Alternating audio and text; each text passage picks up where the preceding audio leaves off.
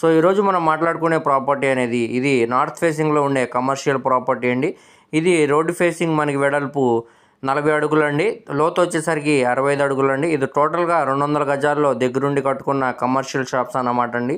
ఇది షాప్ ముందు రోడ్డు 33 అడుగుల రోడ్డు అనమాట అండి. ఇది 2 షట్టర్స్ విధంగా కన్స్ట్రక్షన్ అయితే చేశారండి. ఇది ఒక్కొక్క షట్టర్కి సుమారు 15,000 నుంచి 20,000 దాకా రెంట్స్ అనేవి వస్తాయండి. ఇప్పుడు మనకి 2 షట్టర్లకి సుమారుగా 30 నుంచి 35,000కి నెలకి రెంట్స్ అనేవి వస్తాయండి. చుట్టూ అంతా చూసుకోవచ్చండి, అంతా కూడా కమర్షియల్ ఏరియా అన్నమాట అండి.